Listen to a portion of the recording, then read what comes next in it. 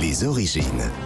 Pour conclure cette émission, on remonte aux origines, toujours avec Jean-Luc Lemoyne, Olivier Pouls, mais avec vous maintenant, David Castello-Lopez, les origines de la flûte à bec, comme vous nous avez promise. Oui, la flûte à bec, c'est le paria des instruments de musique. On dit flûte à bec et direct on rigole et on se moque. C'est comme évoquer Francky Vincent ou les Hauts-de-France. Vous voyez, c'est rigolo. Oh non, je ne me moque pas, moi. Et bien sûr, cette salissure de la réputation de la flûte à bec, elle vient directement du fait que ça a été pendant des dizaines d'années l'instrument des cours de musique au collège. Avec des générations et des générations d'enfants qui ont massacré des mélodies les unes après les autres, à commencer par moi-même et ma classe, comme on peut s'en rendre compte dans cet enregistrement de 1994 où je joue Over the Rainbow avec mes camarades.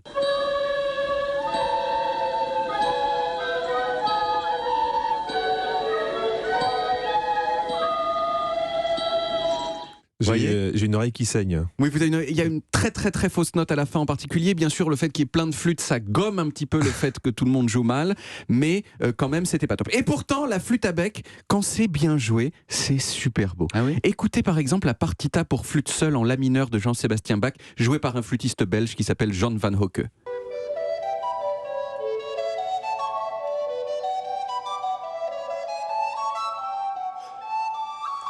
Ça peut être très beau quand même, vous voyez. Ça donne envie de manger du jambon. Mais tout à fait, de la hoste. Mais alors, d'où ça vient cet instrument affreux et en même temps joli ? Et surtout, pourquoi est-ce que c'est l'instrument qu'on a choisi pour que les écoliers massacrent la musique avec ? Alors déjà, la flûte, c'est le plus vieil instrument du monde. À l'exception des percussions, mais comme tous les percussionnistes le savent, la percussion, c'est pas vraiment un instrument de musique, puisqu'on peut pas faire de mélodie. C'est une sorte de sous-instrument de musique, nécessaire, mais pauvre. Les plus anciennes flûtes retrouvées, elles sont vieilles de plusieurs dizaines de milliers d'années. Alors, c'était des flûtes rudimentaires, puisque c'était des os évidés avec des trous pour les doigts, mais c'était quand même déjà des flûtes avec toutes les caractéristiques de la flûte. Ensuite, la flûte a connu des évolutions successives, et au Moyen-Âge, elle s'est fixé à peu près sur ce qu'on connaît aujourd'hui. Et là a commencé un âge d'or de la flûte à bec qui a culminé au XVIIe siècle, à l'époque de la musique baroque. Et c'est pas pour rien donc que le joli morceau de flûte à bec que je vous ai mis tout à l'heure, c'est un morceau de musique baroque. À partir du XVIIIe siècle, pourtant, la flûte à bec a été supplantée par une autre flûte mieux, qui s'appelle la flûte traversière, et qui a vraiment, la flûte à bec a disparu, remplacée par celle-ci, et donc c'était un petit peu une sorte d'hiver de la flûte à bec. Mais la flûte à bec est revenue en force à partir de la seconde moitié du XXe siècle. Pourquoi ? Eh bien parce que la musique baroque, qui avait été en gros complètement oubliée pendant 150 ans, elle est revenue en force, avec plein d'ensembles qui ont commencé à rejouer les partitions d'époque avec des instruments d'époque.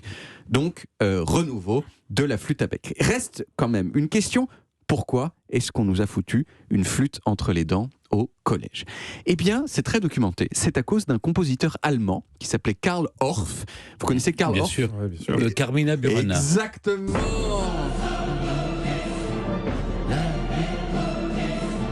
Karl Orff, c'est le monsieur qui a composé Carmina Burana, gros tube utilisé dans une très très grande quantité de films, un peu héroïque. Mais Karl, il a aussi été pédagogue et il a promu le fait que la musique, elle devait être enseignée à tout le monde et en particulier aux enfants. Alors traditionnellement, l'enseignement de la musique, il commence par du solfège relou, mais dans les années 20, Karl et ses amis se sont dit non. Le mieux, ce serait que les enfants ils soient en contact direct avec l'instrument pour pouvoir kiffer tout de suite, improviser, ressentir le rythme, les émotions, tout ça. Un peu en mode, si vous voulez, Montessori de la musique. Et le truc, c'est que la flûte à bec soprano, qui est celle qu'on connaît, qu'on avait au collège, elle est idéale pour cette méthode parce que pour plusieurs raisons. Première chose, c'est qu'elle fait les mêmes notes que la voix des enfants. C'est la même tessiture. Donc on peut commencer par chanter les notes et ensuite les jouer à la flûte. Ça fait exactement la même chose. Et puis, on n'a pas besoin de l'accorder. Elle est immédiatement prête à l'emploi, la flûte, contrairement à la guitare. C'est aussi on pourrait dire, c'est aussi le cas du piano, mais un piano, c'est quand même sacrément moins transportable. Oui, parce que si chaque élève doit venir à son piano, voilà, ça serait un petit peu embêtant. C'est aussi très facile d'en jouer. Si on souffle dedans pas trop fort et qu'on place ses doigts correctement, ça marche tout de suite.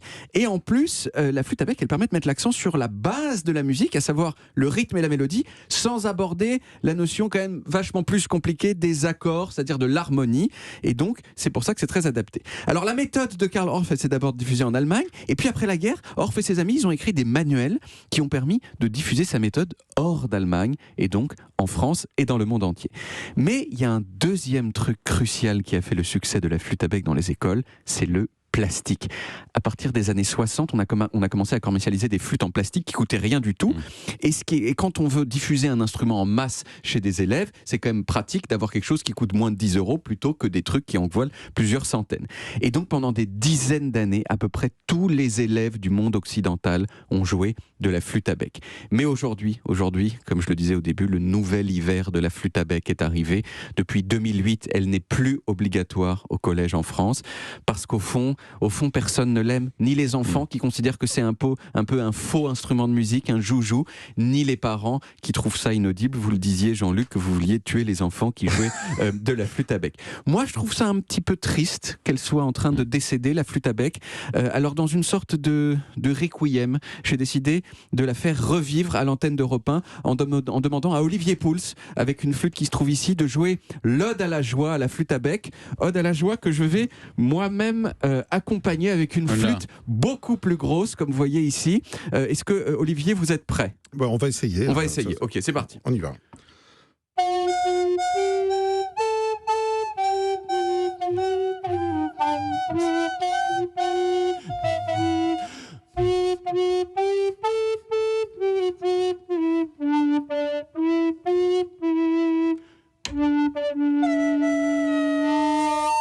Oh là. Voilà. Donc c'est bien Olivier Pouls qui jouait faux. D'accord. On a passé un moment désagréable, mais c'est plutôt il y a cette petite nostalgie du collège. Je dois vous avouer un truc, je n'ai jamais eu la moyenne en musique. Ça c'est vu. Ça c'est vu. En fait, je crois que ça s'explique. Merci beaucoup David. On retrouve les origines en podcast sur toutes les applis audio et en vidéo sur YouTube, Dailymotion et sur le site europe1.fr.